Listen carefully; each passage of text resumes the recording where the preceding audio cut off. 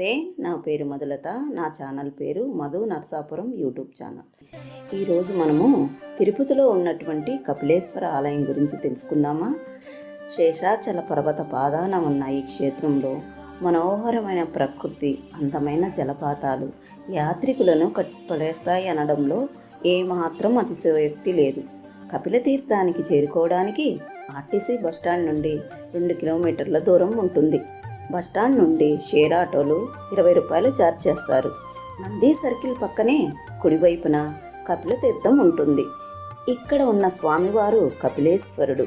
ఈ కపిల తీర్థాన్ని చక్కెర తీర్థం, ఆళ్వార్ తీర్థం అని కూడా పిలుస్తారు. మనం వెళ్తున్న మార్గంలోనే కొన్ని దేవాలయాలు మనకు కనపడతాయి. ఇక్కడున్నటువంటి స్వామివారు కపిలేశ్వరుడిగా కామాక్షి అమ్మవారితోటి సన్నిహితుడై ఇక్కడ కొలువు తీరి ఉండడం మనం గమనించవచ్చును. ఈ కపిలతీర్థంలోనే ఉన్నటువంటి కపిలేశ్వరుడు, సహస్రలింగేశ్వరుడు, శ్రీకృష్ణుడు, అగస్త్యుడు, సుబ్రహ్మణ్యేశ్వర స్వామి దేవాలయాలు ఈ కపిలతీర్థం ప్రాంతంలోనే మనకు దర్శనమిస్తాయి. మీతో ఇలా మాట్లాడుతూ ఉంటే నాకు ఇంకా చెప్పాలనిపిస్తుందండి. ఈ దేవాలయానికి ప్రతినిత్యం వేలాది మంది భక్తులు రావడం స్థల పురాణం. కృతయుగం కాలంలోనే పాతాళ లోకంలో కపిల మహర్షి కపిలేశ్వరుడిగా పూజలు చేస్తూ ఉండేవాడు.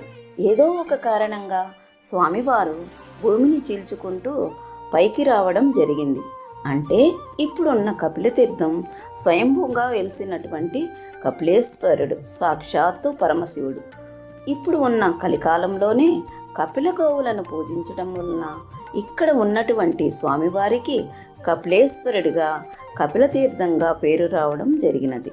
ముఖ్యంగా ఈ తీర్థంలో కార్తీక మాసంలో కానీ, బ్రహ్మ సమయంలో కానీ, శివరాత్రి సమయంలో కానీ వేలాది మంది భక్తులు ఈ తీర్థాన్ని సందర్శించుకుంటూ ఉంటారు.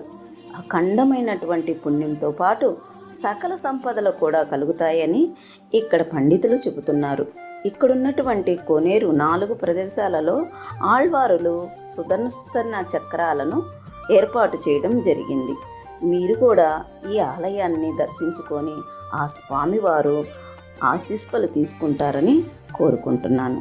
మీకు కనుక ఈ వీడియో నచ్చినట్లయితే ప్లీజ్ లైక్ చేయండి, షేర్ చేయండి, సబ్స్క్రైబ్ చేసుకోండి.